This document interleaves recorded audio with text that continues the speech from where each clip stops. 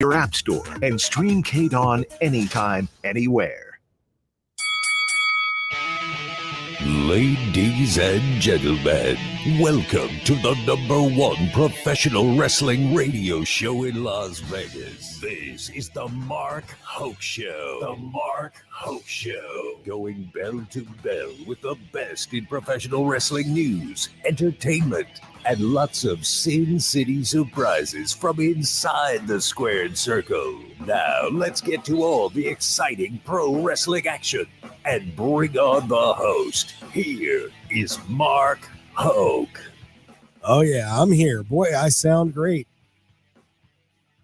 Just warning everybody right now, the Mark Hoke Show is brought to you by our good friends at Vicks Dayquil. Yeah, baby. Let's do it. But hey, the show never stops. That's how it goes. So we are going to give you a good one today as we are going to be, well, hitting pretty hard on what happened yesterday at AEW All Out. And if you missed it or you haven't even caught any clips, you might be in for some surprises. But what an insane night last night. And we're going to be breaking that down with Matt Black from WrestleZone just a second. We've also got D'Lo Brown coming on in the second hour. That's right. The WWE and TNA legend is going to be here, and we're looking forward to having him come on and talk about his career and promote what's going on at WrestleConnects here on Saturday here in Las Vegas, Saturday, September 14th, 10 to 5. It's going to be a great time. He's going to be there along with Greg the Hammer Valentine, Ted DiBiase, and so many others. So you definitely want to get ready to check this show out at the Tuscany Suites and Casino in Las Vegas on Saturday, September 14th. So brace yourselves. That's going to be a heck of a day, and looking forward to seeing all of you down there. I should be fully recovered by then. And just to save my voice a little bit, actually, let me remove the show background too. There we go. This is going to be interesting, guys, because I caught a nasty bug. I'm not going to lie. I was down for a couple days. I'm still kind of here, but very happy to have you join us. And let's get Matt Black in here right now. My hero. I love this guy to death. He's just a wrestling god.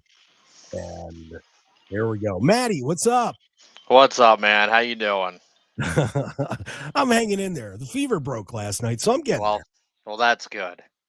Yeah. So progress, one step at a time. Right. And say hi to everybody in the chat box hanging in there. Mark Cho, Gamer Bear in the house. So welcome, guys. Thanks for being with us. We certainly do appreciate it. Well, Matt, this has been an interesting week, to say the least. We had many felonies committed in the last 4 or 5 days. AEW, as you know, we're going to get into WWE later, but of course, Wednesday night, I'm going to say this: burning down that house may have gotten Tony Khan a lot of money. And if you missed the promo, Swerve Strickland bought his childhood home, and Hangman Adam Page burned it down. Just went over to the place and torched it. Certainly caught everybody's attention, that's for sure, because they were a little bit behind on ticket sales and so on, and all of a sudden sold out for AEW All Out. And that promo, I know it caught everybody's attention, Matt. Let me start there because I think that's where this road to this week, really made the big push. What'd you think? Of the close of Dynamite? Yeah. I thought it was great. Wednesday afternoon when that video came out online, I had a feeling. I'm like, oh man, Hangman's gonna burn this house down. And I didn't want to tweet it out. I didn't want to tweet it out publicly. So I went to Mark Cho, who's in the chat, and I was just like, dude, I just have a feeling Hangman's gonna destroy Swerve's childhood home tonight. And yeah, it freaking happened. So it's been that was a crazy way to end Dynamite, and it was a perfect way to allow them to change the steel cage match to a lights out match to let that close the show without taking away any importance from the from the AEW World Championship match. So everything was done perfectly as far as I'm concerned. Yeah, it was a great finish to the show, and certainly, I'm going to be interested to see what the pay-per-view numbers are going to be on that, because I would imagine that house, whatever if it was a set or however they did it, whatever they spent on that, it's going to be well worth every penny, to say the least. But then we get into the card, and the AEW All Out card. It was a great night overall. I thought it was a fantastic card the whole way through. Terrific matches. I mean, Pac and Osprey just absolutely tore it down. You feel that's going to be a match of the year contender right there? I believe so. It was my favorite match of the show. I thought Osprey and Pac was incredible, and there was a lot of great stuff on All Out last night. But that stole the show for me, and I would be very surprised if that's not still talked about as a match of the year candidate by the end of this year. And of course, Osprey gets the win, so he will continue on, and he's calling out Ricochet, and we're all looking forward to that. MJF gets the win on Daniel Garcia, and apparently that was because Daniel hasn't signed his contract yet. But Garcia did, and I know you're shaking. I saw you're tweeting about it. But Garcia did get his revenge in the end, and took MJF out with a nice. Well, that revenge should have been the finish of the match. I'm sorry. I don't care if his contract's up in October or not. If you believe he's going to stay, show the man a little bit of goodwill and let him have the win. Because by not having the confidence to give him the win, to me, you're just allowing him to second guess if he should leave or not.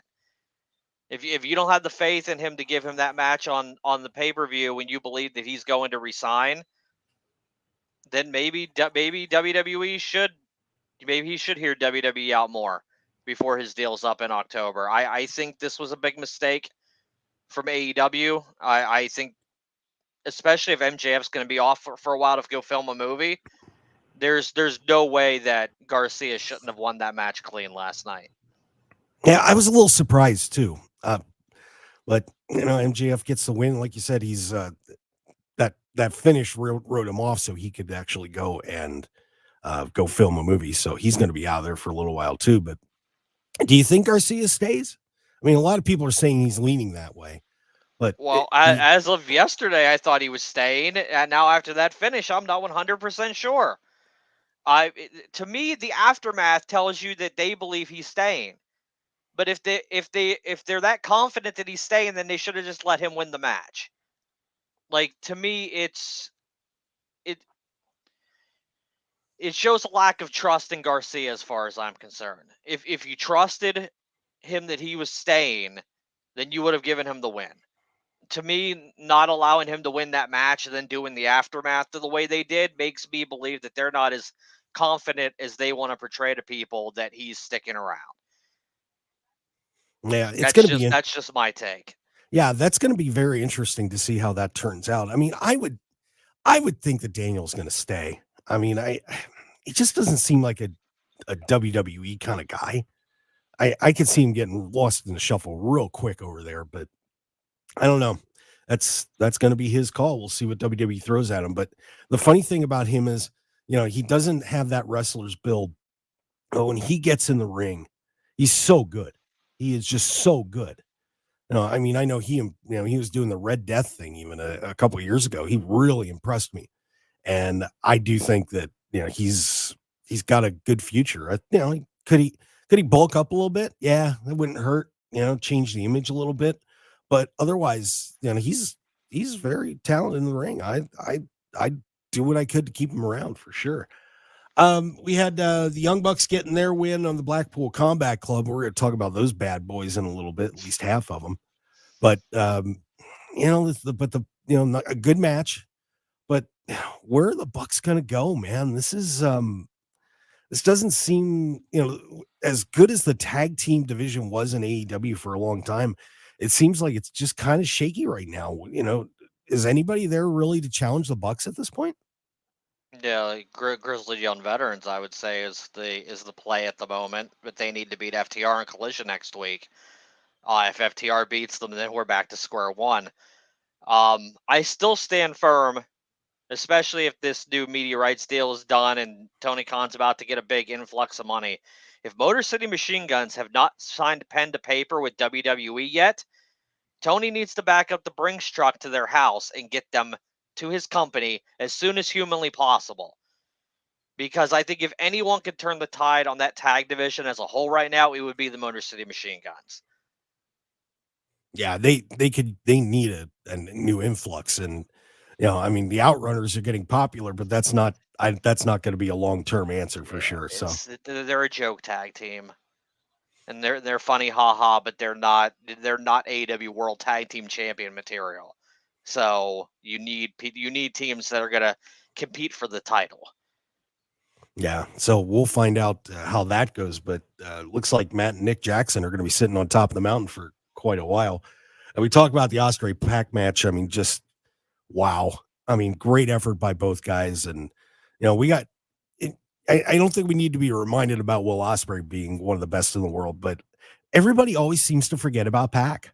He just slips under the radar every once in a while, and he doesn't get booked for a little bit, or something happens, and we get a match like this. Then remember, damn, this dude's good, and I wonder how far they're willing to take him, even after with what happened later on in the show, of course.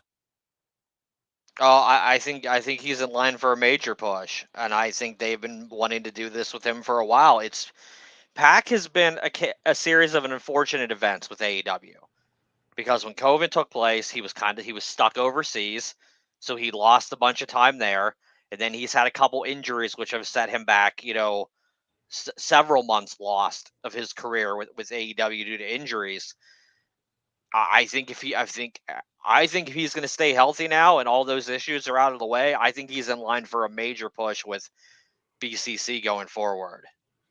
Yeah, we'll see how that turns out, but a nice bolster for him that we'll talk about in a little bit. And more of the violence last night. Chris Statlander and Will Nightingale. Boy, they had a tough match to follow, and they did it. They did it. They freaking did it, dude. After Pac and Ospreay, I'm like, man, I feel really bad for whoever has to follow this match. And I saw it was Willow and Chris. I'm like, oh no, this is so bad. And they crushed it. They understood the assignment. They knew what they needed to do, and they passed with flying colors. I don't think there's another match on that show last night that could have followed Ospreay and Pac other than Willow Nightingale and Chris Statlander. Standing ovation to both of those ladies. That match was nuts in the best way possible. Loved it. They did some pretty rough spots in there too. I mean, it was a violent match. Boy, the split that if you didn't see it, Chris Statlander did a split onto thumbtacks. A split. Yeah.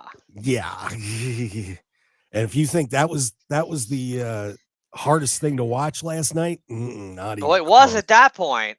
At that point, it was at that point. Oh, that turned out to be minor league as the evening went on for sure. Then we had that Continental Championship match, and Okada holds on to the AEW Continental title, beating Mark Briscoe, Orange Cassidy, and Takeshita. But I've seen a lot of people, and I am agreeing with this. Let's just let Okada and Takeshita go at it.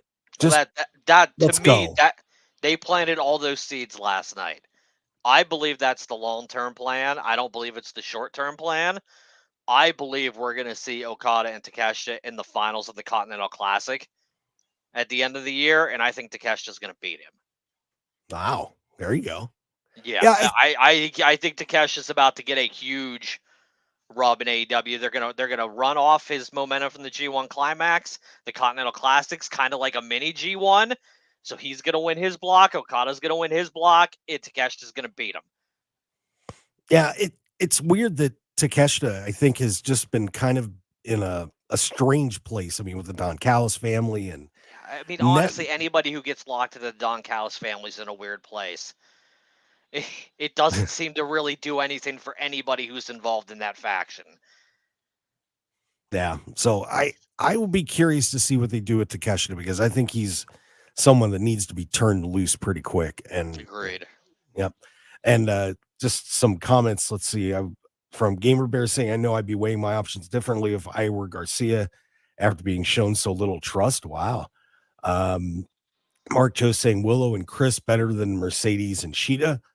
Probably would agree with that. And we also got comments like arrest everyone wrestling and all felony wrestling. There we go. Good job, guys. I love when everybody gets involved in that chat box. And you can too. Just hop on YouTube, Facebook, or X and sign on in, and you can interact with the show. We would certainly appreciate that. And we'll get into this Mercedes Monet match, and then I want to talk about the two big ones. But Mercedes and Sheeta, pretty good match. But my question is Mercedes really doing what they thought she was going to do in AEW? I would say she is. I mean, beyond the Britt Baker match, which wasn't her fault, I think she's had a great run in AEW so far in terms of what she's done in the ring. I thought her and Sheeta was really great. It's hard to compare it when you're putting up against everything else on that show. But, in a vacuum, in a match all by itself, I thought it was a great match. I think Sheeta and Money work well together, and I'm sure if they face each other again, it would be even better than the last time. It takes familiarity, and that was very blatant in the All In match with Baker. Like they had no chemistry at all, and it felt like Mercedes was just trying to carry Britt to the best match possible, and it wasn't working. Like to me, All In wasn't on Mercedes. It was pretty much on Britt. But what can you do? I was one of the people who thought that match was going to be great, and they made me eat my words a little bit on that one. So what can you do? Yeah. Well, we've got two more matches we're going to talk about all in when we come back with Matt Black from WrestleZone. But first, I got to mention, you had a chance. You could have made some money on a few of those matches last night, like going to betonline.ag. And if you just go to the markhokeshow.com website right now and click on the sponsor banners, you can get a 50% sign up bonus up to $1,000. So if you put in $1,000, you get $500 free dollars. Matt, I'm giving them $500. What can I do? Ain't nothing wrong with that. Yeah. So, and of course you can bet on all sports and even entertainment and politics on this site too. Cricket, volleyball. It's crazy.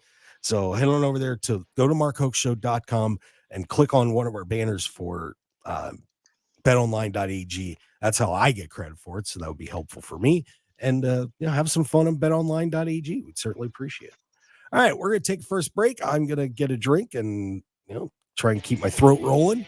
And we'll be back more Matt Black as we talk about the two big ones at AEW All Out last night. Betrayals and, well, a lot of pain. Lots and lots of pain. So stick around, everybody. We'll be right back.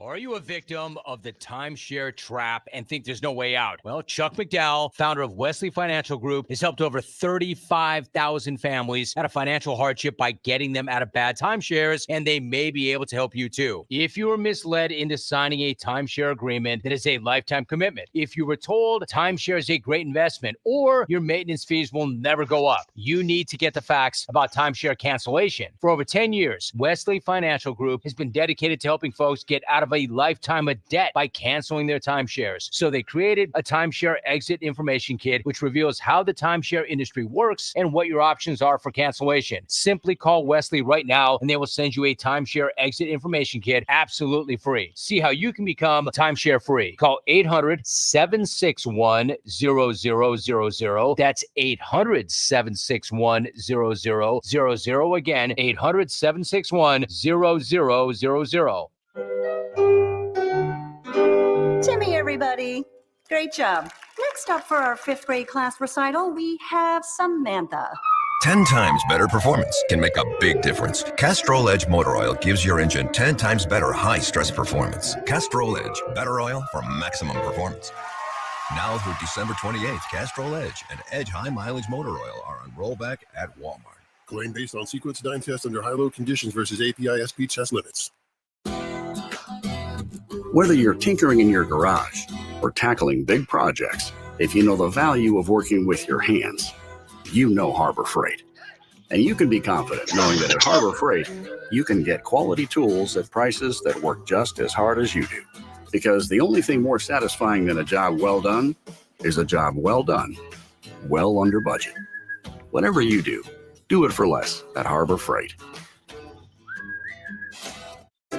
In Nevada, anything that goes into the storm drain goes directly to our local waterways, which can pollute Nevada's lakes and rivers. Nevada is the driest state in the nation, and we must work together to preserve our limited water resources for future generations of Nevadans. Here's some waterway wisdom so you can help do your part this summer. Wash your vehicle at a car wash or on grass or gravel. Avoid sprinkler runoff. Scoop your dog's poop, bag it, and discard it. Collect grass clippings and put them in the trash. And secure and pack out trash when recreating. Keep contaminants out of our storm drains.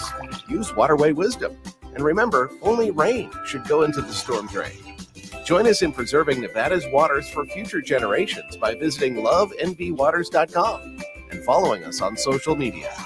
This message sponsored by the Nevada Department of Transportation, aired in cooperation with the Nevada Broadcasters Association and this station. 1015 FM KDAWN. This is the Mark Hoke Show. The Mark Hoke Show. Here again, your host, Mark Hoke. All right, let's get back to it. Enough of me being a whiner. Yep, I am fighting off a cold, but I'm hanging in there because I love pro wrestling. I love doing this show. Very happy to be with you here on KDAWN 1015 FM, the talk of Las Vegas, the Odyssey app, and streaming worldwide. That's right, on YouTube, X, and Facebook. So you can join us there. Just look up the Mark Hoke Show. That's all you got to do. And I have one of my dearest friends in pro wrestling, Matt Black, is in the house from WrestleZone. He is just a king of pro wrestling, and we always enjoy having him on the show. So, Matt, we were breaking down All In or All Out, and when we get to the next to last match, it's the Bryan Danielson versus the Scapegoat Jack Perry, who had a really cool open, by the way, going into that match.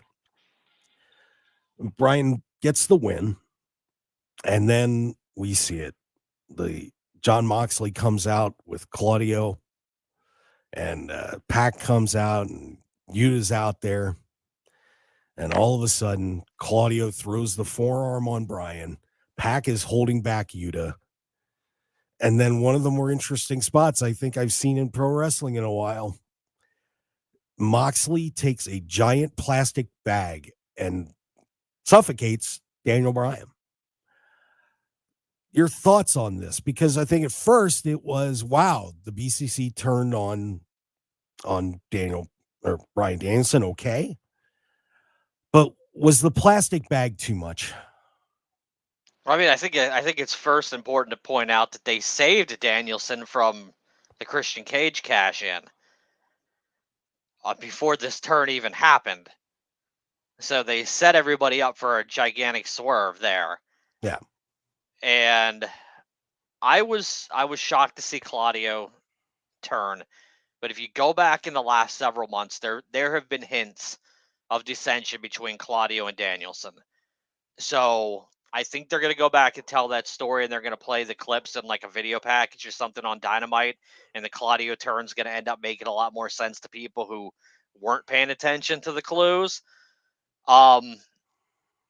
I saw the Moxley thing coming. I did not see the plastic bag thing coming, and to be quite frank, I didn't like the plastic bag thing, and I don't think this is just my opinion. You can think whatever you want, but I don't think things like plastic bags, suffocation has a place in any era of professional wrestling. And I know it's been done before, Terry Funk and Flair and stuff like that in the past. Didn't like it then, don't like it now. And it's a lot more realistic now than it was then. It was a lot more cartoony when they did it. I'm not a fan of that stuff. but that's just me. I know everybody has a different opinion on it, but that's just my 2 cents. Yeah. And so that wrapped up a big heel turn. So that may ruin my Nigel McGuinness Bryan Danielson match at World's End, because I have a feeling this is going to take precedence.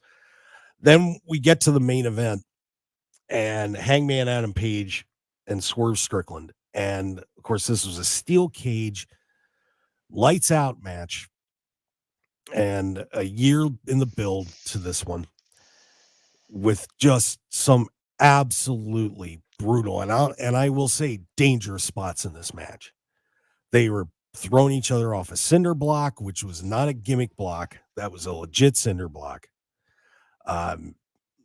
Just crazy things they did the whole match. And the match wraps up with one that I was been looking on social media the last 12 hours or so I've been conscious, with Hangman Adam Page sticking a needle into the mouth of Swerve Strickland and, pushing it into his cheek, and then doing an unexposed chair shot. Now, admittedly, I'm sure they shaved the chair down and rigged it a little bit, but once again, a very, very violent and, brutal ending to this thing, and just some spots in there that I think made a lot of people uncomfortable, and the wrestling community was reacting to it. Some were cool with it, some not so much. I saw people like Ricky Morton was on X saying, no more headshots, no more chair headshots. So I'm curious, Matt, what are your thoughts about this? Because we'll talk about the match first, and then we'll kind of take it to a general concept. What do you think about how this match went and finished? I loved the match. I didn't care for the syringe. Did not like that. I don't like needles to begin with. So to see one used and seeing someone getting jabbed in the mouth, didn't like that. The steel chair thing, AEW has, I don't know how, but AEW's figured out a way to gimmick their steel chairs.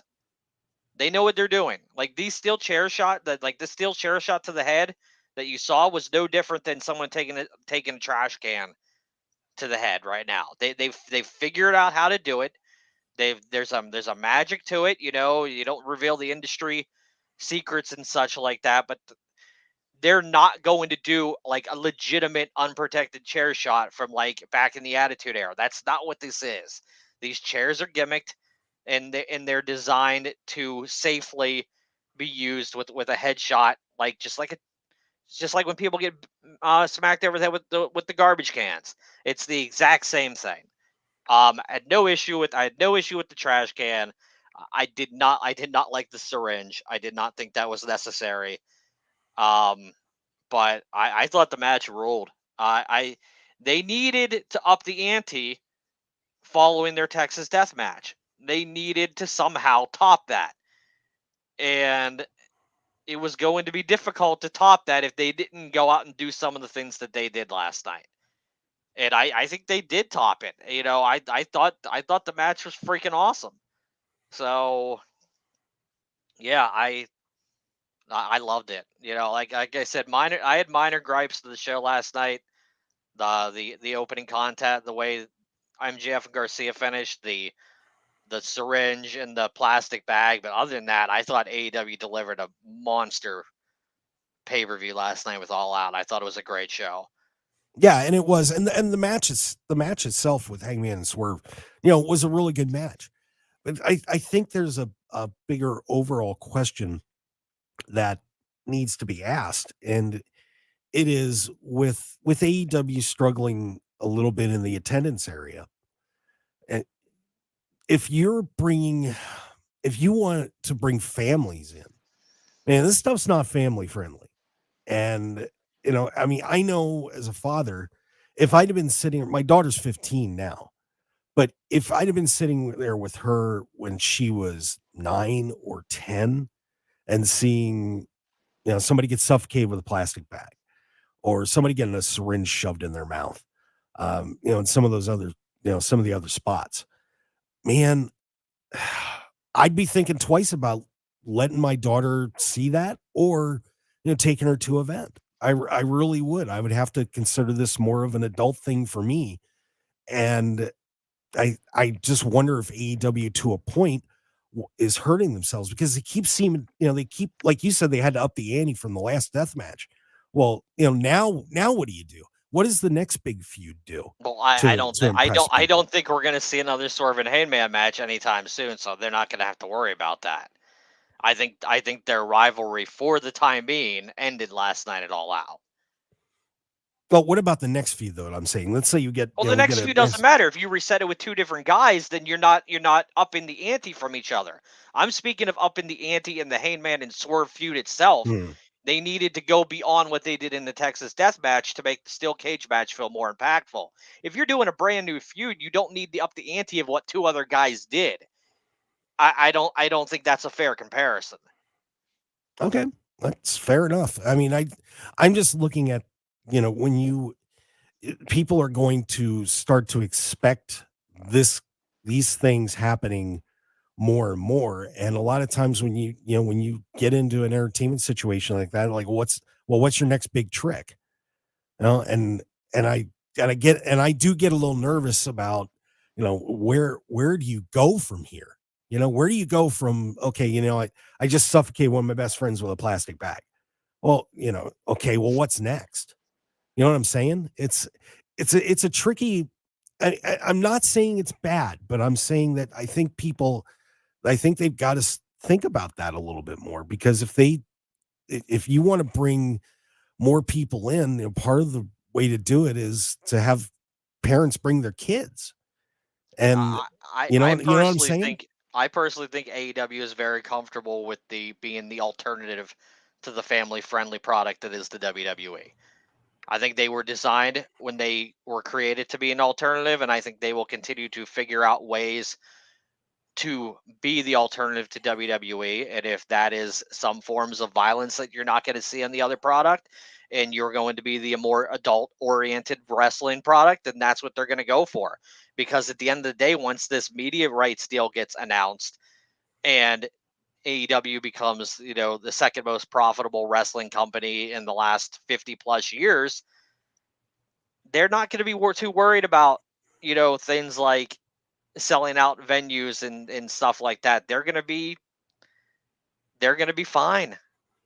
And I think, if you build it, they will come, and there's an audience for what they're doing.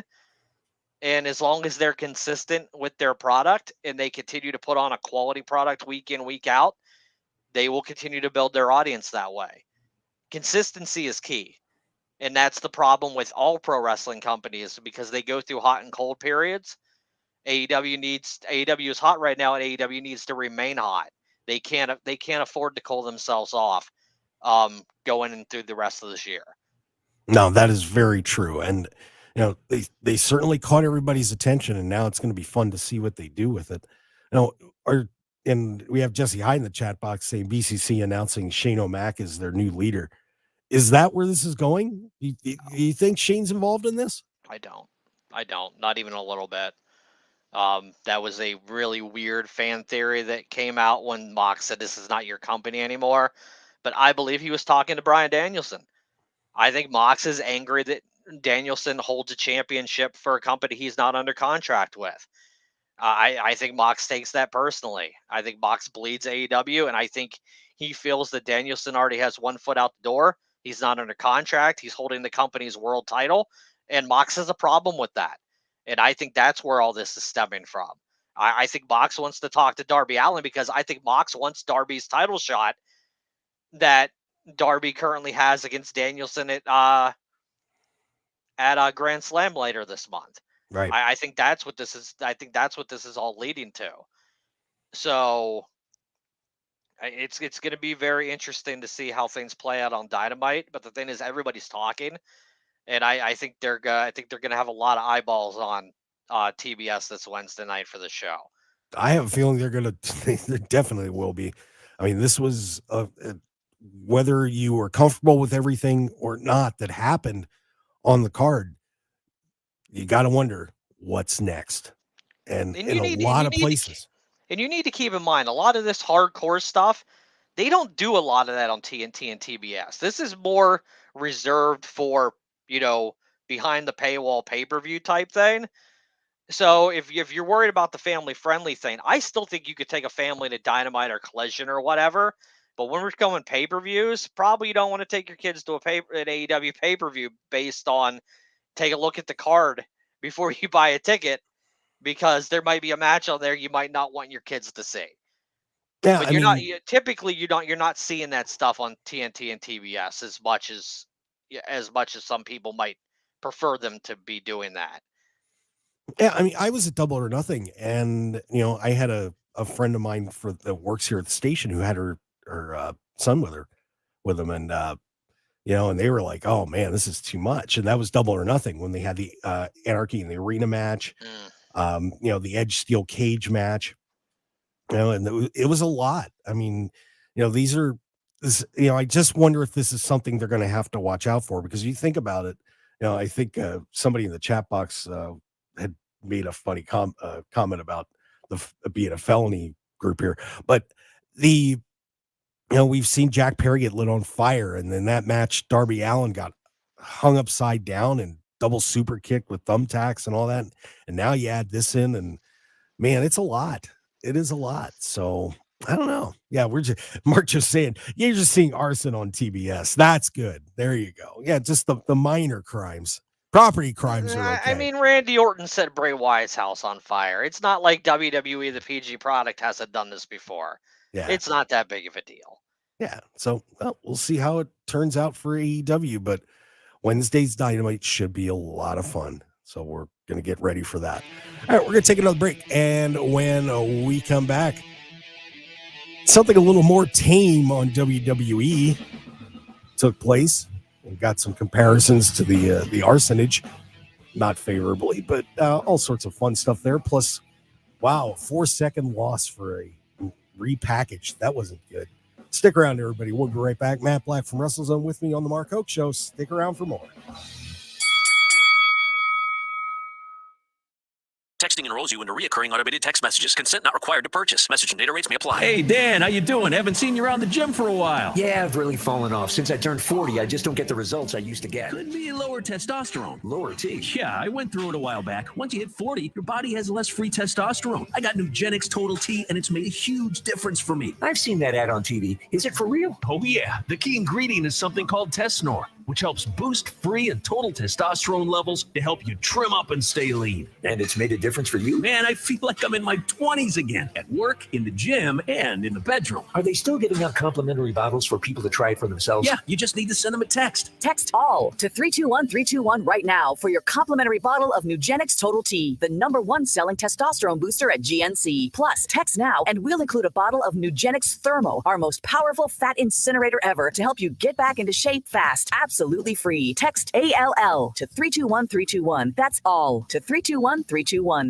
All right, when it comes to getting life insurance for your family, a lot of excuses can get in the way. But ask yourself this: if something were to happen to me, who would pay the mortgage, the kids' education, and the other bills? Then forget the excuses and check out Ethos Life, the online, easy way to get life insurance in 10 minutes. Ethos has rates that you can afford, like a $500,000 policy for a 40-year-old male starting at $1 a day or $30 a month, with a few health questions and no medical exam. Get your free quote right now at checkethos.com. That's checkethos.com. Not available in all states. Rates do vary. 1 in 4 Americans have a disability.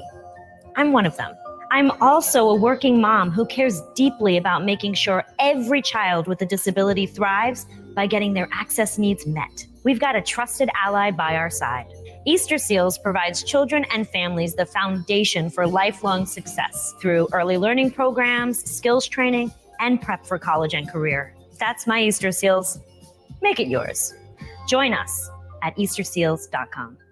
Don't settle for watching your favorite sporting event. Get in the game with BetMGM. New customers can sign up using code KOSTOS, KOSTOS, for a first bet offer of up to $250 back in bonus bets if their first bet loses. Nevada may have plenty of places to go to bet on sports, but sometimes you just want the action at your fingertips. Download the BetMGM app today and visit any of the 9 BetMGM sportsbooks on the Las Vegas Strip to complete your sign up. Enjoy up to 3 hours of free parking at any of our properties too. Remember to use the bonus code KOSTOS, KOSTOS, when you place your first wager on options like the money line, parlay, parlays, prop bets, live betting, and more. You'll get up to $250 back in bonus bets if you don't win. Take advantage of BetMGM's first bet offer today.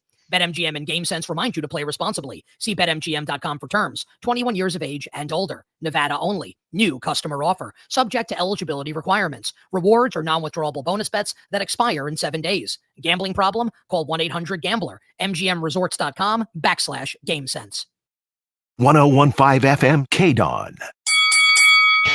You're listening to the #1 professional wrestling radio show in Vegas, The Mark Hoke Show. The Mark Hoke Show. Now, here again is Mark Hoke. All right, let's keep this rolling. More of the Mark Hoke Show here on KDAWN, best in pro wrestling news and entertainment. I've got Matt Black with me, and don't forget, next hour, D'Lo Brown is going to be joining us on the show. Can't wait to talk to him. As of course, he'll be at Wrestle Connects here on Saturday at the Tuscany Suites and Casino in Las Vegas, 10 to 5. Get your tickets now. Saturday, September 14th. Should be an awesome time. Ted DiBiase, Greg the Hammer Valentine, Maria Kanellis, so many others are going to be at that show. And we're looking forward to talking to D'Lo a little bit. I'm curious to see he'll have some thoughts on everything that happened. So should be a fun interview with D'Lo Brown coming up in hour number 2.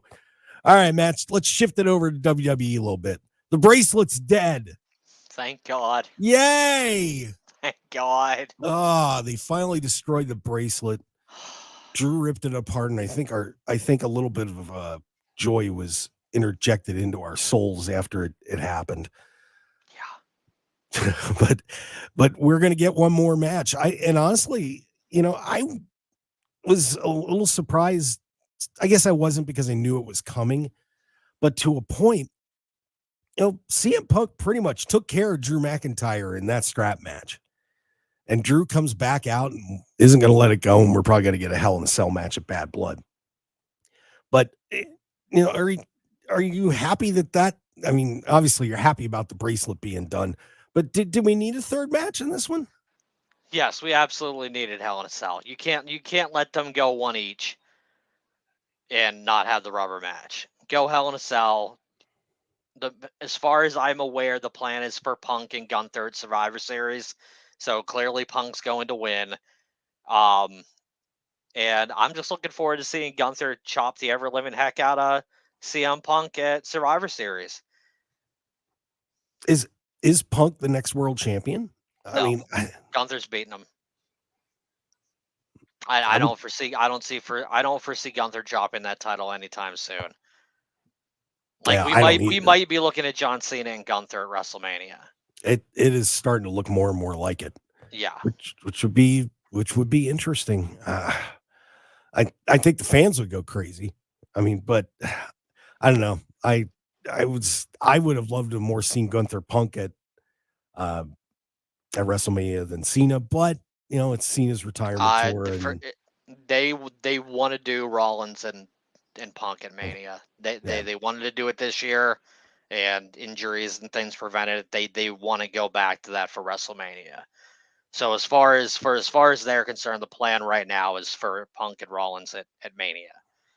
Yeah, boy, this is shaping up to be a pretty interesting WrestleMania already. When no match is announced, obviously, but we're looking at, we could be looking at Punk, Rollins, Gunther and Cena, Orton and Rhodes, and Rock and Roman. Boy, I'll tell you what. You still can't roll out Rock and Cody because that's what Rock wants to do. So, and there's a lot of pushback to do Rock and Roman instead.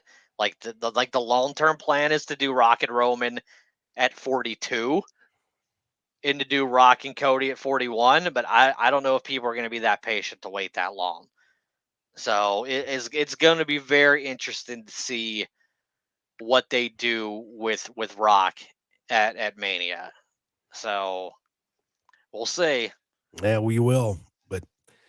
And how all this ties together with the bloodline. Of course, Jacob Fatu was challenged by Cody, and Solo held him back. So it's going to be Cody and Solo on the first SmackDown. And by the way, don't forget, everybody, SmackDown is moving over to USA Network this week. So, make sure you change your DVRs and everything else, and don't be surprised when you turn on Fox and it's not there. Probably get some high school or college football game instead. Right. Do you think this is a good move for them going back to USA with SmackDown? Well, they didn't have a choice. Like Fox wasn't bringing them back. Fox has gone on record as like the ad revenue that they were getting was not making up for the viewership and demo that they were pulling in. So they were not willing to pay them more money, and I believe Fox believes that they overpaid in the first place. So there was nowhere to go for SmackDown other than back to USA. They had to. Yeah, so it'll be interesting to see the ratings numbers. They'll go down. Yeah. I mean, when you're on network television, you're always going to have a higher number than you're going to have on cable. So the numbers will go down, but I don't think it'll be that bad. I think it'll be comparable to what Raw does, every week, somewhere between 1.5 and 1.7 million. I would say is a favorable number to guess ahead of time. I'm guessing they'll be somewhere around that range. Yeah, so we'll see how that turns out for WWE as they take SmackDown to USA this week. Giovanni Vinci, and this one just caught me off guard. Repackage the guy. Now he's going to be this superstar, and he gets a 4-second roll up with Apollo Crews. And there are apparently a lot of people in WWE that weren't happy about this. And Matt, I saw you shaking your head. You're stunned by this too. I was shocked when I saw it. How are we supposed to take people with video packages seriously now if this is how they're going to utilize them? To me, when you were growing up, if a wrestler is being introduced weekly through video packages, that allowed you to understand that when they finally showed up and they got in the ring, that they were going to be perceived as a big deal. And you did weeks of video packages with this guy to try to rebuild him in the form of what he was down in NXT before the Imperium stuff. And he lost in 4 seconds to Apollo Crews. And look, don't get me wrong. I love Apollo Crews, but that man loses to everybody. So why is he beating somebody you're trying to rebuild in 4 seconds? I don't get it, man. I really don't. And if you didn't really want to use him, then don't repackage him and just let his deal run out, or send him down to NXT and let him do something down there. Like, none of this made any sense to me whatsoever. Yeah, this reminded me a lot of the Karrion Kross situation when Jeff Hardy beat him in 2 minutes. It just is. Yeah, but that one was even worse because Karrion Kross was the NXT champion at the time. Yeah. That man was holding the championship belt of your third brand, and you just had him lose like that. Personally, I thought it was hilarious because I was not a big NXT Kross fan at that point, and I thought it was funny, but there's no argument that it was detrimental to Kross's WWE career at that point. And even being released and coming back, it still doesn't feel like he's recovered from some of that early stuff he was doing on Raw when he was being brought over from NXT. It's just nobody takes him seriously. He's not viewed as a legitimate threat in WWE like he was everywhere else that he was. Yeah, and it's a real shame because Kevin's a terrific wrestler, and he and Scarlett are just such an incredible team together. And I still haven't forgotten when he came out with Roman Reigns with the hourglass and tipped it over, and I'm thinking, wow, he is getting a monster push, and where it's ended up is pretty sad. And Giovanni Vinci is going to be a victim of this. We'll see if I'd imagine they have a plan, but boy, that's just not the way to do it. Just not the way to do it. So what are you going to do? Real quick, Joe Tessitore, what'd you think? I thought for his first night on the job, I thought he did a really good job. And to me, I feel like he's only going to get better from here. He's a longtime fan. I thought he got more comfortable as the show went on. And I think a year from now, I think he's going to be doing great work in the broadcast booth for WWE. It's just stuff like that takes time to adapt. And I thought for his first night, I thought he did a really good job. No doubt. Matt, where can everybody find you, buddy? You can follow me on the Twitter machine at RAWF Showtime, and I'm at WrestleZone almost every day, writing up the latest news, rumors, and interviews, and what have you. So check me out. All right, Matt, thank you for joining me here and keeping me alive and afloat for my You're welcome, man. I hope you feel better. I'm getting there, buddy. All right, so there you go. Hour number 1 of the Mark Hoke Show is complete. We will be hearing from D'Lo Brown in hour number 2, so stick around, everybody. We've got a whole lot more on the Mark Hoke Show. We'll be right back.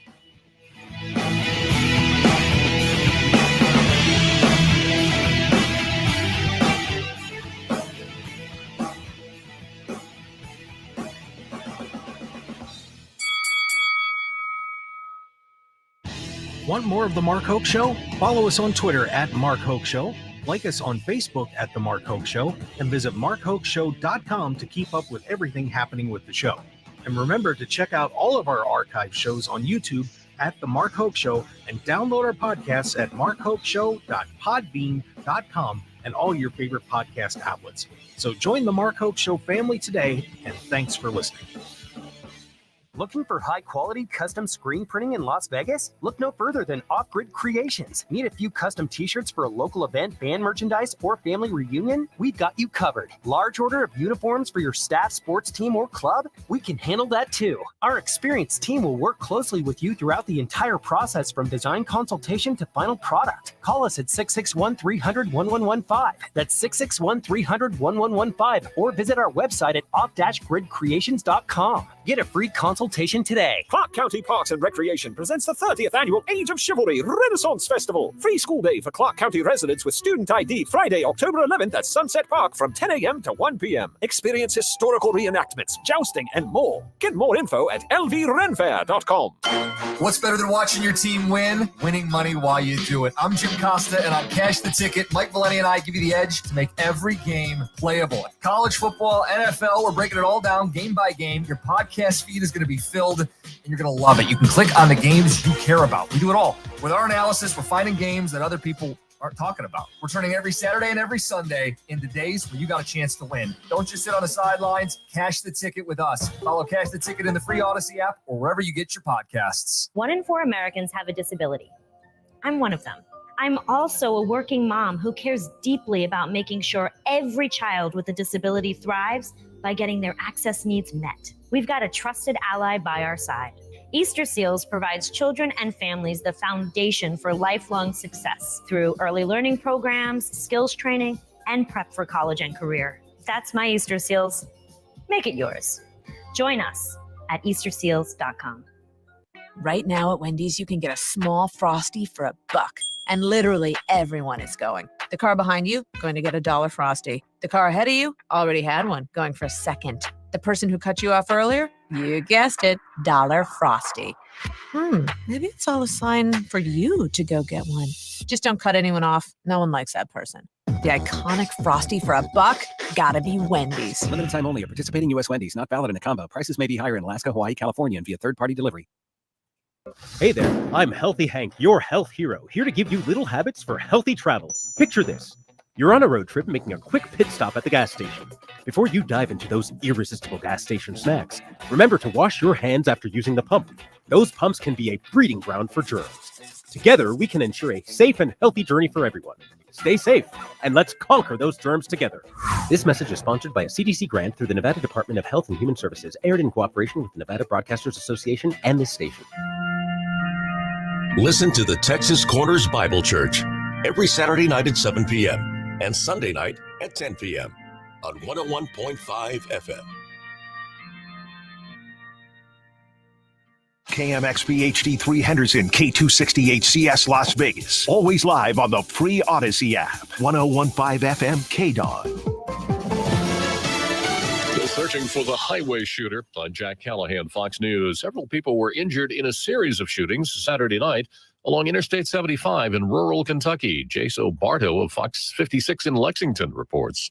I-75 has reopened both north and southbound lanes, but US 25 is still closed. And we want to further enforce that the suspect is still at large, and officials say he is considered armed and dangerous. So people should stay indoors, they should lock their doors, and they should be vigilant about this man who's still on the loose. The mayor of London released a video on X, and he said that multiple people were injured in the situation on I-75, but not all of them were from gunshot wounds. Police say 32-year-old Joseph A. Couch is the person of interest they're seeking. They warn not to approach Couch if you spot him because he is considered to be armed and dangerous.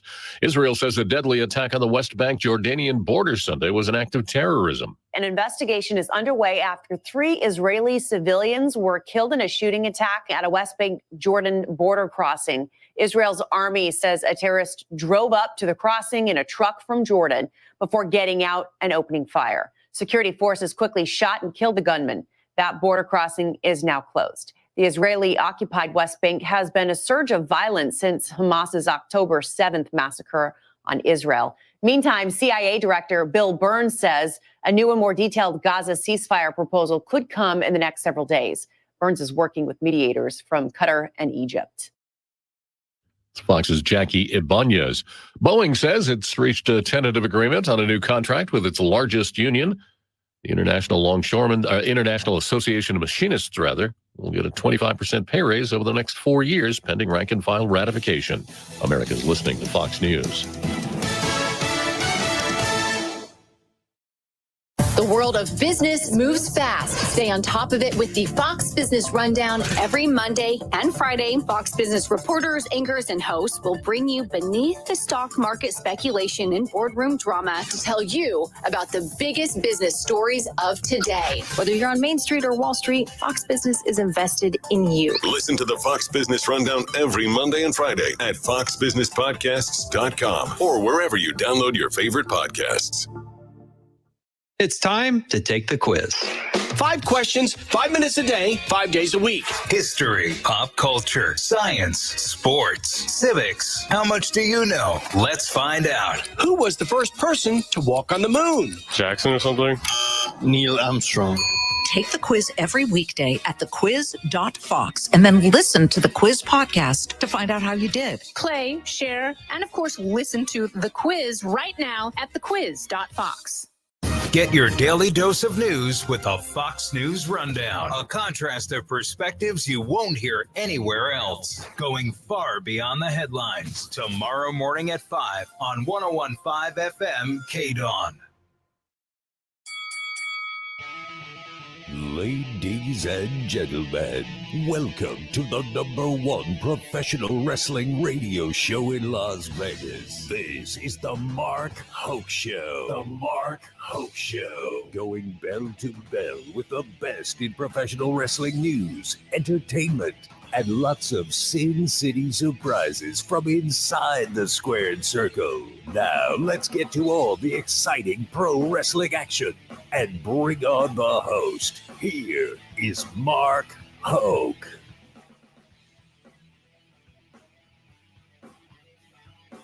All right, everybody, and we are back for hour number 2 of the Mark Hoke Show. Thanks for joining us. Remember for 1 second. Getting everything settled in here. All right. And going to be a terrific second hour as we are very excited to have D'Lo Brown joining us. And of course, we're had a great first hour with Matt Black talking about what was going on in WWE, plus that incredible and wild AEW All Out show last night. Boy, was that something. And we're going to be hitting all sorts of topics for you in hour number 2 and going around the world of pro wrestling. But the first thing that I want to do is get a very special guest on the line. Of course, you guys in Vegas know him very, very well. Of course, from FSW and, of course, doing all the work in TNA and WWE. He is, a true legend in professional wrestling, and we are very excited to have him on the show. And he is on the phone line with us. D'Lo Brown. D'Lo, how are you, my friend? Mark, man, I'm doing great. How's everything going for you? What's going on? Well, trying to get over a little bit of a cold, but otherwise I'm doing great. So I know that feeling. Sorry to hear that. Yeah, it happens. But so you don't get my silky smooth voice today. I apologize, but what are you going to do? Well, D'Lo, I tell you what, we're getting very excited with Wrestle Connects coming up here. You're going to be in town for that September 14th over at the Tuscany. This is going to be a heck of a great show, I think, for everybody to come on down and check out.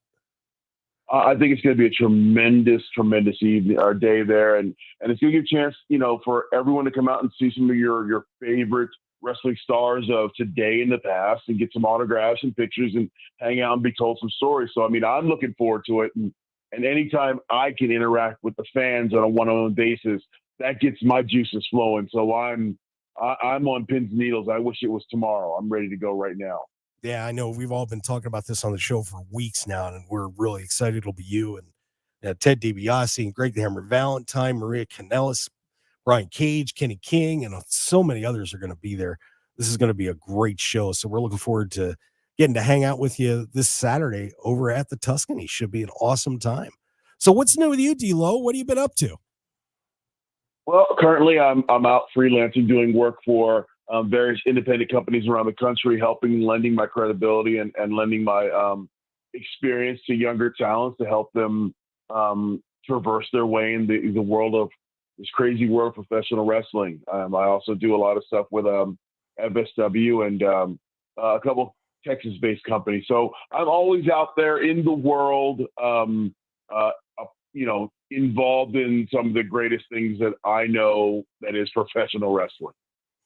Well, and it's good to see someone like you giving back. And I think that so many people, forget about doing that because the industry gave you so many great moments and a great life. Mm-hmm. And for you to turn around and be willing to share that knowledge, and especially, the pitfalls that people can run into in this business, man, that knowledge is immeasurable. And for you to be willing to take the time to help everybody out, good on you, man. Well, I appreciate that. Yeah, it's true. If you can help just one kid avoid some of the pitfalls or wrong turns that maybe I experienced, someone else experienced in their career, also by giving them a leg up and telling them what companies are looking for that could help them get hired faster. I mean, this business has given me so much, and I would be remiss if I took all this knowledge away with me and never gave it back. So it's my mission now to give back to the business that gave me everything. Well, and you've been a producer for a long time. Tell everybody a little bit about that job, because I think it's one of the ones that people don't quite understand very well outside of the business. Mm-hmm. So explain that job when you're hired as a producer or a road agent. Well, I mean, the easiest way to explain it's almost like an offense or defensive coordinator on a football team. You get the edict from the head coach, who is the head of the company, and then you're tasked with giving a match from a talent. And I'll go sit with that talent. We'll talk about the match, talk about the scenario that they're in, talk about who they're wrestling, and then I'll help them craft their match in a way where it can tell the best story. So we're very interactive with the talent on that match, and giving little tricks on how to get the great crowd reactions or how to do certain things certain times to get the most impactful moments. It's mostly like being like an offensive coordinator. You're handing the play down and helping the player, explaining the play to the player and getting the most out of that play from that player. So that's the kind of the ambiguous job that is the road agent is. You're helping those guys put their stuff together. What is the most difficult thing to get across to wrestlers when you're putting matches together? The common mistakes that you see them make. Where are the biggest pitfalls that you've found over the years? I would say, and this may sound weird, but trying to do too much to get too much reaction out of the crowd instead of waiting for the right moment to get the most emotional moment you can. Some people just are in a hurry to get people to cheer or boo, and sometimes there is a time and a place, and a lot of people just slide right past that. So it's about timing and understanding the moment that you're in a match. A lot of people struggle with in the beginning, but when they get it, man, they take right off. Well, I'm curious to get your thoughts about some of the stuff that happened yesterday at AEW All Out, because there were some pretty rough and dangerous spots on that show, and I know that you're very concerned about safety. What did you think about some of the things that happened in those matches yesterday, like the cinder block and the syringe and the plastic bag and all those kind of things that came out yesterday. When you were watching that, what were you thinking as someone who's been in the business and helped put together matches? I mean, my first thought is I think the guys are working extremely hard, but I think sometimes you may take too much of a risk or push the envelope just a little too far. Each person has different tolerance level for the level of violence they want to see, and sometimes there's turn away violence where people don't want to see it. And once again, I applaud them for working hard and going out there and putting their bodies in line. But sometimes less is more, and I've always been told that from day one. Yeah, because I was discussing with Matt Black on the last hour that some of that stuff is just really tough to watch, especially for if you have kids. And I'm okay with color in a match for sure, but some of that stuff, man, I mean, these guys are taking chances. I mean, we've seen people, I remember when Rick Rude got his back broken on a ramp. I mean, anything can happen. And, the last thing you want is, something to happen to one of your top stars, but at the same time, you're telling the story too. So that's a pretty tricky balance to hit. It is a fine line. And I've always been of the edict that, I was always cautious because I know there's going to be some kid out there somewhere in the country that's going to go try this. We put out all the advertisements, don't try this at home, or they're highly trained professional athletes. But, 99% of us all grew up rolling around our backyard, play wrestling. So I don't want to see someday where some kid is out there doing this and something, bad happens because they don't have the proper training to handle the fall or the impact. So it's a fine line for sure. And kudos to those guys for putting out their bodies on the line. But at the same time, once again, less is more. There you go. And of course, we're on with D'Lo Brown, of course, a former superstar in WWE, TNA, and really, it's funny, D'Lo, when I was just doing a little research for this interview, I didn't realize how many different places you've wrestled and how many guys that are just absolute legends you've encountered over the years, man. I mean, Puerto Rico and Japan, everywhere. You've done it all and run into so many people that are household names. And I think people kind of forget that you've been in the ring with just about every major star of the past 30 years. Yeah, I mean, I consider myself very lucky, and you're right. Every major star, from England to Puerto Rico to the United States to Japan to Germany, you name it, you name that top guy, and I've been in the ring with them, putting on, heck of matches all around the planet. So I consider myself extremely lucky and blessed that I was given the opportunity to be in the ring with such high caliber talent, and that's really what helped craft me as a talent is being in the ring with those guys. So I feel like sometimes I'm the Forrest Gump of wrestling, because wherever you sit, whenever you put on a videotape, there I am, and you're like, I didn't know he was there. So sometimes it feels like that, but I'll take that moniker. Give us a couple of your favorite memories. I mean, we've seen you on WWE and winning championships and so on, the Nation of Domination. But are there a few moments that stand out to you that maybe people don't talk about that much, or they don't even know about because it was behind the scenes? Oh man. Let's say from wrestling the Great Muta in Japan and Tokyo, or wrestling the Great Misawa, wrestling Misawa in Noah, to being there when, guys would put on great matches and you were the producer who helped put it on. Josh Alexander did a 60-minute Broadway match, which he's about to do again, several years ago, and being there helping craft that, and then having the pleasure of going out there and calling it on national TV for TNA. Those are the moments that bring me the most joy, is watching others succeed and having just a small part in it, and never waving the flag that, hey, I was involved in that, because I just want to see them succeed. So those are the moments that really, really make me smile and sit back and make me proud of what I've contributed to this crazy business. How difficult is doing color commentary in pro wrestling? Because, man, I'll tell you what, you have to have so much knowledge and the homework that goes into it. You know, and of course, we see you do it at FSW, done TNA and other places. Tell us about the work that goes into that job.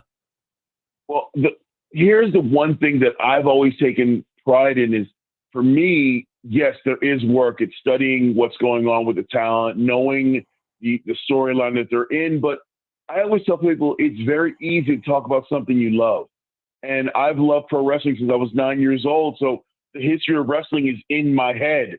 So when I'm doing color commentary, I'm just talking to that 9-year-old kid inside of me that has been in love with wrestling. And I'm just letting that kid talk about what he sees in front of him. And that's where I come from, that place of joy when I talk about wrestling. It's like, this to me is the most entertaining, physical form of art that has ever been on this planet. And I've been lucky enough to be part of it for so long. And now I get to watch it and tell people about what I'm seeing. So yeah, there's work that goes in, but a lot of that comes from the heart. And that's when I think when you speak from the heart about something you love, people tend to listen. And of course, we know you very well here in Las Vegas from doing your work on FSW. What has FSW meant to you? I mean, that's certainly been a very integral part of your career recently. Yeah, I mean, from the day I moved to Vegas, it was a place where, we call that the lab. It's a place where you go and you learn your craft. And when you can interact with those young talents who are on, day one, day two, 1 year of their journey, and you can see, because you were in that same spot many years ago, you can look at that fire in their eyes, and it means a lot to me to be there and help them and give them that, inspiration, motivation. And I would have killed to have someone with 30 years of wrestling experience standing there with me in the locker room, give me that last bit of advice where I go to the ring. So I take definitely a bunch of pride in that. I love being the Uncle Phil of wrestling, where I'm there giving that last piece of advice to everyone, and being firm but fair, but letting them know I love them, but come on, you can do better. So it means a lot to me to have that opportunity to give back to those kids at that level, and then to watch those kids grow.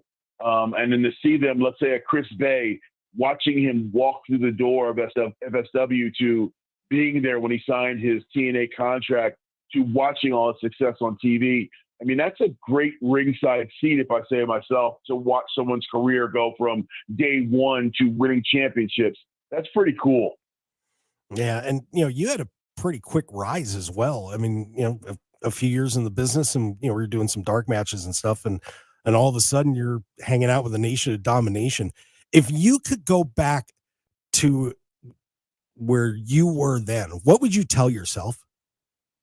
And I've been asked this question a few times. I would listen more to the agent/producer and get more intake and input from the guy who's been doing this for a long time, because everything that I'm experiencing, they've already gone through, whether I know it or not. It took me a minute to really wrap my brain around someone giving me that last bit of information to go out there and wrestle, because up until then, I'd wrestled my own match, doing whatever I wanted. And sometimes you need that, you need that offensive coordinator to make sure you're running the right play. So I would have definitely listened more to the agents. Fair enough. Well, we're getting ready to see you here once again at Wrestle Connects on Saturday, September 14th. And what do these conventions mean to all of you guys? Because I'm sure it's really neat to get people back together, and maybe people you haven't seen for a long time. How much do all of you that have been around for a while enjoy doing these conventions? Tremendously, because we'll stand in the green room and we'll just talk. And if you walk around, you'll hear stories from the 60s and the 70s, the 80s and 90s, and guys just having fun, because you might not have seen someone for 5 years. And wrestling is the weirdest kind of thing, because we could be friends. I could not talk to you for 8 years, and when I see you, we pick right back up on that same conversation we were having 8 years ago. And it's like the gap between never happened. And so when we get these conventions, we're more excited sometimes to see each other than the people who are coming to get autographs from us. And it's weird to say. I mean, I can't wait to go see DiBiase. I can't wait to go see Greg DeHaan Valentine. These are guys that I've been around before. So we'll sit, tell stories. Then, you'll always be in trouble if you make your way to the after party after one of these, because now we're all in full force, just having the greatest time and talking about, back in our day, or can you imagine this, or have you seen this? So these are the parts I'm looking forward to. Yes, I want to be out there with the fans, but it's a lot to be around some of the boys you haven't seen in a long time. Yeah, and this is going to be a great show for everybody. Once again, it's Wrestle Connect Saturday, September 14th, 10 to 5 over at the Tuscany Suites and Casino. You can, for more information, call 702-459-7529, or you can email shows@powerplaysportscards.com. And of course, it's Facebook, Instagram at Wrestle Connect, CONNEX. And we're going to have the convention, and then there is an after party, right? There's a convention, it's the after party. I forget the name of the bar. It's at, Millennium. The Millennium, which I was there for WrestleMania, and I'm going to tell you right now, it is one of the coolest places I have ever been. And I kick myself because I can't believe that place has been in Vegas as long as I have. And I only went there for the first time at Mania. I'm going to spend a lot of time there. And the Millennium is one of the coolest bars I've ever been to. What a great crowd. What a great set of people who are there. The bar staff is friendly, and the drinks are pretty strong too. Hey, there you go. That's how you do it. It's not a party without strong drinks. Come on. Plus, it's not a party at all. That's right. It's not a party without D'Lo Brown either. That's for sure. So I always got to be the life of the party. That's me. That's been me from day one. Well, we can't wait to see you over at Wrestle Connect, D'Lo, and I want to thank you for coming on the show. We do appreciate it, and I'll be hanging out there all day too, so I'll look forward to seeing you down there on Saturday. Maybe we can tell a couple stories over there as well. We will definitely tell some stories, and ladies and gentlemen, if you guys are in the Las Vegas area, come on out Saturday in Tuscany. It's going to be a great time. Get an autograph from a superstar you might not have seen for a while and you've been fans of for a long time, or just come hang out and listen to some stories, because I guarantee if you walk around, you're going to hear some. So come on down, Wrestle Connects in Tuscany this Saturday. Let's just have a great time and have some fun. There you go. Sounds terrific. Well, D'Lo, hey, it was finally great to get to talk to you. We've talked in passing every once in a while, but this is the first time we got to really chat. So I want to thank you for taking time to come on the Mark Hoke Show. I appreciate it, brother. Mark, my absolute pleasure, and you still got the great radio voice. Don't worry about being sick. You're good to go. All right, I appreciate that.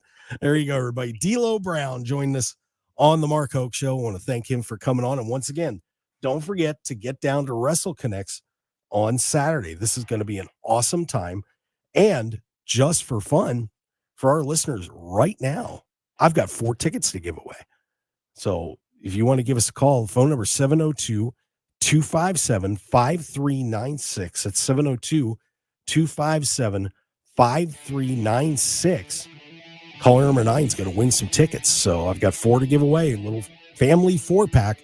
So you can go see D'Lo Brown and Greg Valentine, Ted DiBiase. Victoria's going to be there, a whole bunch of people. It's going to be awesome. So give us a call right now, 702-257-5396.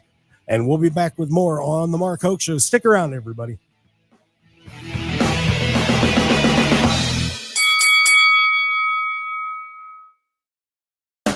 Tune in to Real Estate Live with the Real Estate Guys, Aaron and Jacob Taylor. We're keeping it real, we're keeping it current, and we're keeping it fun. Las Vegas' #1 real estate show. Catch us every Saturday at 3 p.m. on 101.5. The Real Estate Guy. Dear Truckin' Awesome. Want more horsepower in the stable? The Tundra iForce Max is all the truck you need with its electrifying twin-turbo V6 and instantaneous torque. Saddle up the Tacoma TRD Pro and tame trails with the 4Runner when nature plays tough. Yes, sir. Toyota trucks. Toyota. Let's go places. Visit your Southern Nevada Toyota dealer today. Toyota. Let's go places.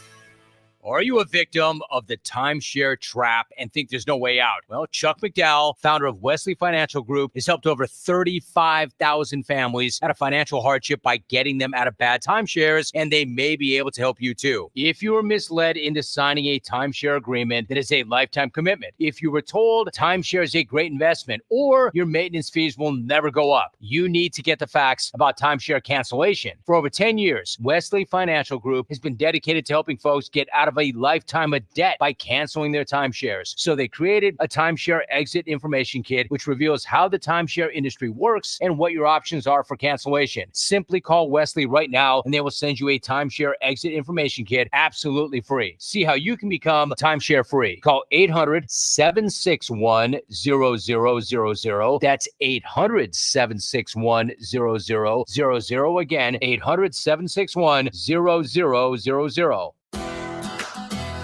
Whether you're tinkering in your garage or tackling big projects, if you know the value of working with your hands, you know Harbor Freight. And you can be confident knowing that at Harbor Freight, you can get quality tools at prices that work just as hard as you do. Because the only thing more satisfying than a job well done is a job well done, well under budget. Whatever you do it for less at Harbor Freight.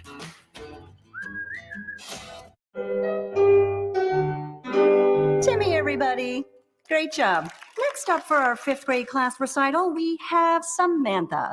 10 times better performance can make a big difference. Castrol Edge Motor Oil gives your engine 10 times better high-stress performance. Castrol Edge, better oil for maximum performance. Now through December 28th, Castrol Edge and Edge High Mileage Motor Oil are on rollback at Walmart. Claim based on sequence 9 test under high-low conditions versus API SP test limits. Your neighborhood Big Brand Tire and Service offers a low price guarantee on new tires, fast oil changes, and free services like flat repair, tire rotation, and alignment check. Their expert technicians help every step of the way. Big Brand Tire and Service. Big on fast, big on friendly. 1015 FM KDAWN. This is the Mark Hoke Show. The Mark Hoke Show. Here again, your host, Mark Hoke. And we return to the Mark Hoke Show here on KDAWN 1015 FM, the talk of Las Vegas. I want to thank D'Lo Brown for joining us. How about that? That was a lot of fun. Always a big fan of D'Lo's, very underrated when it comes to the whole entire scope of pro wrestling. Just an incredibly talented guy and was probably way ahead of his time too. You just kind of had a feeling if he would have been around in this era, or maybe, like the last 10 years, would have been first surefire world champion, I think. But what a great guy. And we're very, very happy to have him coming to town. So this should be a lot of fun with Wrestle Connects on Saturday. And I hope everybody's going to come out and join us. It is going to be a terrific, terrific show over there at the Tuscany. All right. So now it is up to me to survive the last 2 segments of the show. So wish me all the best. Once again, of course, last night, the excuse me, pardon my throat there, the AEW All Out card, just a wild night with, of course, the lights out steel cage match with Swerve Strickland and Hangman Adam Page. Yeah, it got a little nasty, and Matt Black and I talked about in the first hour just how wild it got with the cinder blocks and the high spots and the syringe in the mouth and yikes. And even if it's a rigged chair, still a chair shot to the head, I can tell you it doesn't sit well with some of the vets. There's a lot of people have been speaking out on social media about how, it just made them uncomfortable. And, but at the same time, man, you're rounding out a blood feud. I mean, this is a kind of fight that you would expect from two people that have been going at it for a year. And just a few days before that, a guy burned another guy's childhood home down. So, look, Swerve said he likes to do the horror movie style. If you check out the interview that I have with him on our YouTube channel, you'll hear him talk about that. Well, he got horror last night, that's for sure. And of course, the world talking about the disillusion of the Blackpool Combat Club as Claudio Castagnoli and John Moxley turn on Bryan Danielson last night with a suffocation, no less. Wow. We had some interesting comments in the chat box earlier, calling AEW Arrest Everyone Wrestling. Yeah, there are a lot of felonies that were committed this week on AEW, but pretty interesting card. And, but up and down, great wrestling. It was a terrific show. I'm curious to see what the long-term impact's going to be. Is this going to help AEW or hurt it? Because on the one side, great wrestling, realistic, gritty, powerful images. The other side, mom and dad aren't going to like it. So I don't know. I've seen some very interesting comments. Somebody, I think I saw on X, said it was like ECW on steroids. Tony was a big ECW fan and is influenced by what they did. The question is that good or bad for AEW? I don't know. I'm very torn on it, as you can tell, because I do enjoy realism in pro wrestling. I always have. I've complained over the years at WWE, if two guys are in a kind of a blood feud type situation where they want to kill each other, it's not going to be all namby-pamby and somebody's going to probably get busted open. That's the way it works. But was this too far last night?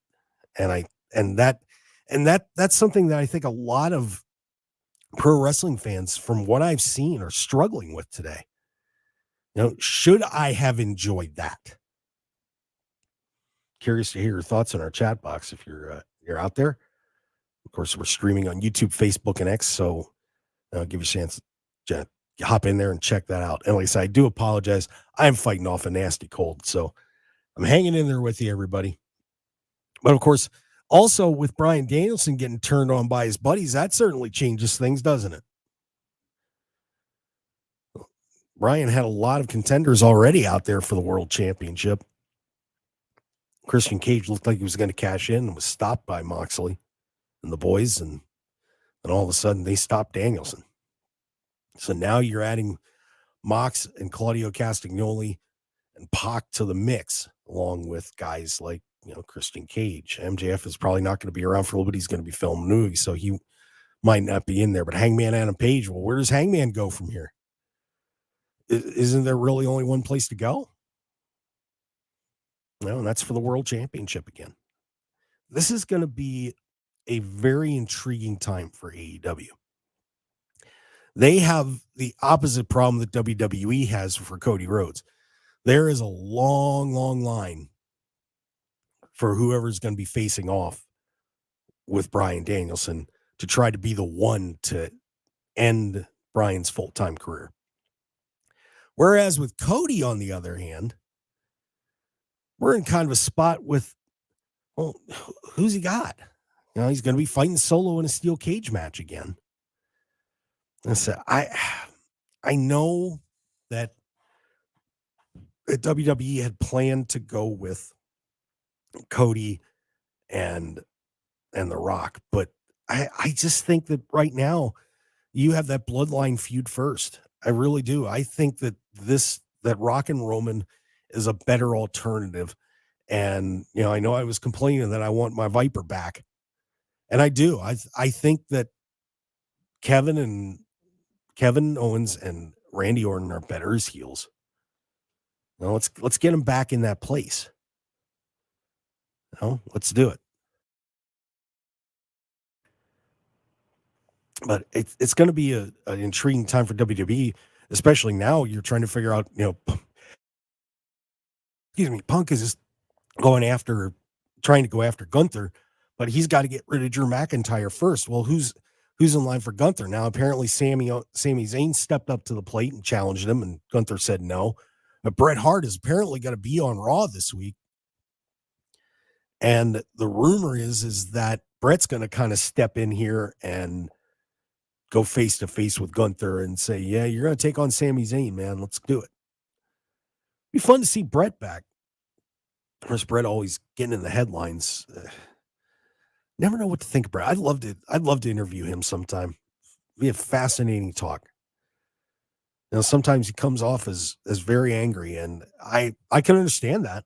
The business didn't really treat him too well after it was over. And you feel for the guy because he really was one of the best wrestlers of all time and from one of the great families.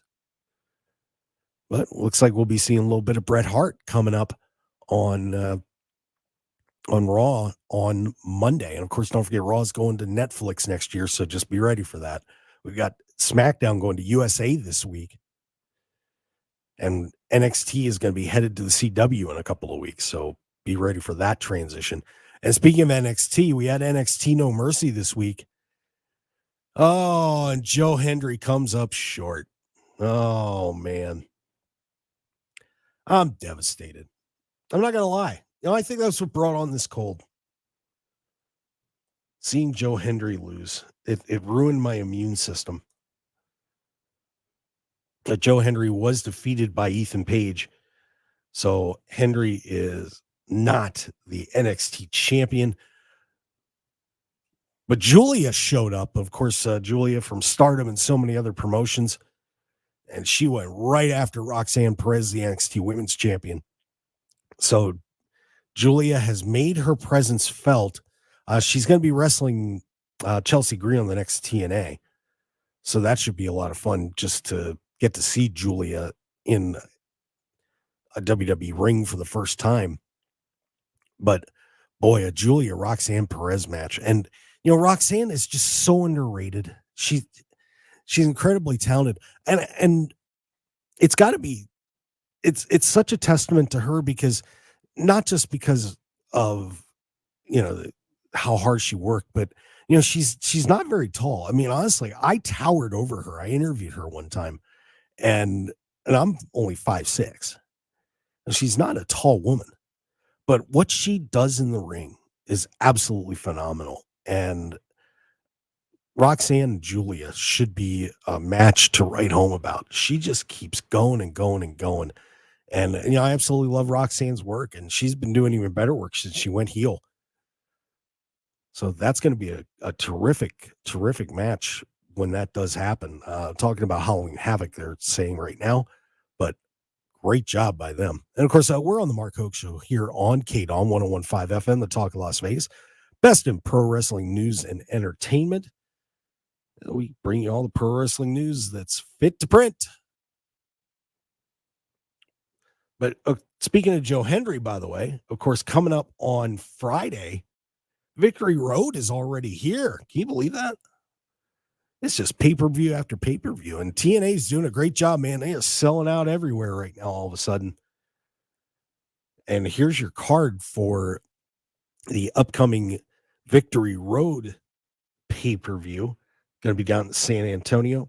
Zachary Wentz, the new TNA X Division champion, will be defending against the former champion, Mike Bailey. Of course, Wentz won that in a 6-way Ultimate X match. So Bailey gets a chance to regain his title from Zachary Wentz. The Militia, Alicia Edwards and Masha Slamovich, defend their TNA Knockouts World Tag Team titles against Spitfire, Danny Luna and Jody Threat. That should be a pretty fun match. Our good friend Chris Bay in East Austin, ABC, is taking on the System, Brian Myers and Eddie Edwards. So once again, defending the TNA World Tag Team Championships. We'll see if they can hold off Myers and Edwards. Joe Hendry, who was mocked and ridiculed by Josh Alexander for losing that match at NXT No Mercy. Well, it'll be Hendry and Alexander, a singles match there. And Nick Nemeth defends the TNA World title against Moose. So an inversion of the situation that happened here in Las Vegas when Moose was the champion and held off Nick. Well, now it's Nick's turn to try and hold off Moose. So those are the 5 matches that are currently on the card for TNA Victory Road coming up. That sounds like a lot of fun. Once again, TNA is just stepping it up. They keep coming and coming and coming, and lots of talent. we'll see how this Victory Road pay-per-view pans out. All right. And we're going to take a break. And when we come back, we're going to wrap things up on the Mark Hoke Show. I want to remind everybody, by the way, don't forget to head over to Travel Shark. You need those secret hotel prices. Hey, don't waste your time. Just go to the travelshark.com/Hoke Show. Save money on those hotels right now. It's the travelshark.com/Hoke Show. You can go on the markhokeshow.com and click on the link. They have great hotel prices for saving money on that travel. Stick around, everybody. We'll be right back. Hi, it's David Masters. Join me and my brother Alan for Advice Line, 10 to midnight, Monday through Friday, right here on 101.5 FM. That's Advice Line, America's radio counseling program. If you've got problems, we've got your answers. Monday through Friday, 10 to midnight. Imagine a blanket of stars stretching on for miles over infinite scenic vistas of red rock cliffs and coral pink dunes. In Kanab, Utah, your family can experience it all. Delve into uncharted exploration, try exquisite cuisine, enjoy exciting events, and more as you let imagination go. Go to visitsouthernutah.com to start your adventure. All right, when it comes to getting life insurance for your family, a lot of excuses can get in the way. But ask yourself this: if something were to happen to me, who would pay the mortgage, the kids' education, and the other bills? Then forget the excuses and check out Ethos Life, the online, easy way to get life insurance in 10 minutes. Ethos has rates that you can afford, like a $500,000 policy for a 40-year-old male starting at $1 a day or $30 a month with a few health questions and no medical exam. Get your free quote right now at checkethos.com. That's checkethos.com. Not available in all states. Rates do vary. For nearly 2,000 severely injured veterans, everyday life has become filled with barriers. So we build specially adapted homes at Homes for Our Troops. And thanks to our donors and supporters, this life-changing gift of freedom is provided mortgage-free to these veterans. But we need you to join us too in completing this important mission. Please visit hfotusa.org and help build homes and rebuild lives. Don't settle for watching your favorite sporting event. Get in the game with BetMGM. New customers can sign up using code KOSTOS, KOSTOS, for a first bet offer of up to $250 back in bonus bets if their first bet loses. Nevada may have plenty of places to go to bet on sports, but sometimes you just want the action at your fingertips. Download the BetMGM app today and visit any of the 9 BetMGM sportsbooks on the Las Vegas Strip to complete your sign up. Enjoy up to 3 hours of free parking at any of our properties too. Remember to use the bonus code KOSTOS, KOSTOS, when you place your first wager on options like the money line, parlays, prop bets, live betting, and more. You'll get up to $250 back in bonus bets if you don't win. Take advantage of BetMGM's first bet offer today. BetMGM and GameSense remind you to play responsibly. See BetMGM.com for terms. 21 years of age and older. Nevada only. New customer offer. Subject to eligibility requirements. Rewards or non-withdrawable bonus bets that expire in 7 days. Gambling problem? Call 1-800-GAMBLER. MGMResorts.com/GameSense. Clark County Parks and Recreation presents the 30th Annual Age of Chivalry Renaissance Festival. Free school day for Clark County residents with student ID Friday, October 11th at Sunset Park from 10 a.m. to 1 p.m. Experience historical reenactments, jousting, and more. Get more info at lvrenfair.com. 101.5 FM KDAWN. You're listening to the #1 professional wrestling radio show in Vegas, The Mark Hoke Show. The Mark Hoke Show. Now, here again is Mark Hoke. And we got one more segment for this sick guy. That's right. Yeah, I'm a little bit of a sicko, but I'm actually feeling a little bit under the weather. It's been a rough few days, but getting through it just for all you wrestling fanatics out there. The Mark Hoke Show here on KDAWN 101.5 FM, streaming on the Odyssey app. That's AUDACY. Download that app right now if you haven't done it. It's a terrific app. You can check out all the great shows on KDAWN, and a ton of other unbelievable podcasts are available on that app. So highly recommend you do that. AUDACY. And of course, we're out there streaming on YouTube, Facebook, and X. YouTube, The Mark Hoke Show. Facebook, The Mark Hoke Show, and X at Mark Hoke Show. Thanks to everybody that's tuned in from around the world. We greatly appreciate it. And I see all of you. Trust me, I'm looking. 160 countries have downloaded this podcast and listening on markhokeshow.podbean.com and all your favorite podcast outlets. Always appreciate it. So thank you for the support of the show as we are in our 4th year now of this incredible excursion, which has gotten to let me meet some of my heroes, some great legends, and gone to some terrific places too. It's a real honor to do this show for you, and I thank all of you for dealing with me, especially when my throat sounds like somebody took a cheese grater to it, or maybe stuck a syringe down there. Ugh. But anyway, enough of that.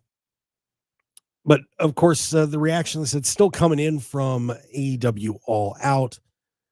Boy, it's going to be an interesting Dynamite coming up this week. Not sure what they're going to do to top this, but AEW is going to need to take a breath as they move on their schedule. But we also are getting ready for WWE Bad Blood. That one's coming up on October 5th. Man, I can't believe we are that close to October already. But that apparently is going to be a Hell in the Cell match with Drew McIntyre and CM Punk from the way things are going. So brace yourselves for that as the friendship bracelet was destroyed. Thank God. As Drew McIntyre took it back and ripped it apart and shoved the beads down Punk's throat. Thank God. Because it was funny, the comparisons that were coming up on X that I saw, when you think about that, Punk and McIntyre are fighting over a bracelet. Meanwhile, Hangman Page is burning down Swerve Strickland's house. Edge AEW on that one. I don't know how excited I am about this. I really don't. Because you kind of get a feeling Punk's going to end up winning this match and move forward. Where does Drew go from there if he does lose the match? Who knows? Maybe they'll pull something for us, but I have a feeling it's going to end up being a Punk victory. But I do feel like, Punk's losing a little steam here. And, it was a decisive win, but I don't know. It's just something not quite working right. And I'm going to tell you this, probably didn't help him very much that he put Free Palestine on his Instagram the day after he won the match. We've talked about Punk and interjecting politics into things, and at least he did it on his Instagram feed. But I can't imagine WWE is super happy about that. No matter what side of that you're on, it's just best to leave that stuff out. The first chance he got, he went political. Don't know if that's a good idea. But speaking of WWE, did you hear this one about them and Bryan Danielson? You got to be kidding me, guys. Come on. Look, I love WWE. But Bryan Danielson got a letter. That's right. My baby just sent me a letter. Danielson filed to trademark Yes, Yes, Yes on July 29th with the U.S. Patent and Trademark Office. Because the term apparently was available in pro wrestling, and kind of surprised. He said he was going to stay away from doing that. But, it's kind of hard to stop something organic like that. So Danielson decided to put in a trademark for it. It's available. And WWE sent him a legal email informing him that he was infringing. Danielson had talked to his team and, and said, hey, you know what, can we get this? And they're like, yeah, it's available. Let's do it. But that's pretty surprising because that's just such a mistake on WWE's part. No offense to them. You would have thought they'd trademarked that. You really would have. And Brian's like, yeah, whatever. Yeah. Just his quote was, I'm like, dude, I'm not trying to sell anybody anything. I just do my thing. And as much as WWE tried to hold him back a little bit until they just finally had to and got on board, Brian should have that trademark. I don't think there's any question about it. So Bryan Danielson getting a little nasty gram from WWE. How about that one? But a cool thing for WWE, WrestleVotes is reporting that we're going to be getting a Saturday night's main event back. That's right, kids. Per WrestleVotes, WWE and NBC Universal are working together on a live special. It's going to air on NBC. They are looking at December, but they said tickets could go on sale next week, or actually this week, excuse me. But they are apparently going to make this the return of Saturday night's main event. Now, whether it's going to be a weekly show or anything like that, I doubt. It's probably going to be more of some one-offs. But this is pretty cool, man. For those of us that remember all the great times of watching Saturday night's main event, you have the Animotion theme song, and all those crazy matches. Of course, the Hogan Andre match. Who's ever going to forget that? But Saturday night's main event was a wrestling staple for a long time. So WWE is apparently going to revive that. So good for them. Let's keep that up. Very excited for it. So we'll see in the future. And Saturday night's main event is going to be coming back. And apparently Asuka and Sheamus are both coming back. They have re-signed. So Asuka and Sheamus are going to be locked up in the fold for a while. Asuka has re-signed, and I probably should say that Sheamus is not officially signed yet, but it's just about a done deal. So, boy, and can you believe Sheamus? I mean, this is crazy. You can't believe it's been 2 decades with Sheamus. It's so funny when you think about that. When he first debuted, and he won the world title almost right away. But it's been 20 years, guys. 20 years of Sheamus. That is amazing. And so congratulations to him. Of course, he's won every title in the book, but the Intercontinental title. And apparently he's got like a 3 to 5 year deal pending for himself. So he'll have a little bit of time to win that IC belt. I'm sure that's going to happen. They're not going to let him retire without that taking place. And they said Asuka signed a long-term deal as well, so welcome her back into the fold. Hopefully she gets all healed up and will be back in the ring pretty soon. And we mentioned the Outrunners in the earlier hour. And get this. For those that aren't aware of the Outrunners, they're an AEW tag team. They've mostly been jobbers. I'm sorry, the jobber term's not a cool term. They've mostly been, say, enhancement talent. They haven't won a lot of matches. But they are a really 80s themed tag team. They do their video montages like they were shot in the 80s. They are outrageous and crazy. And the pink merch, I mean, just the fringe, I mean, just anything 80s, they do it. The Outrunners are apparently selling more merch than Swerve Strickland, John Moxley, Bryan Danielson, and other main event acts per WrestleNomics. Right now, according to the WrestleNomics, the top 10 sellers for August were AEW, and in AEW were AEW merchandise, Will Ospreay, MJF, Ring of Honor, Mariah May, Darby Allin, Rob Schamberger, the Outrunners, Bryan Danielson, and Britt Baker. Can you believe that? Man, people cannot get enough of their 80s. That is amazing. Now, they're fun. Are they a threat to the AEW World Tag Team titles? Doubt it. But, man, they're getting a rub. I mean, look, the one thing, and I remember I got a chance one time to sit down and watch a Monday Night Raw with Jimmy Hart. And we were talking about different gimmicks and stuff. And one thing that he said to me, and many people have said to me, was be different. Do something to stand out. And they are being different. There's no question about it. The Outrunners are certainly getting the job done on that. So congratulations to the Outrunners selling some merch. Hey, I want to remind you, everybody, before we get out of here, too, we've got that big contest going on the website.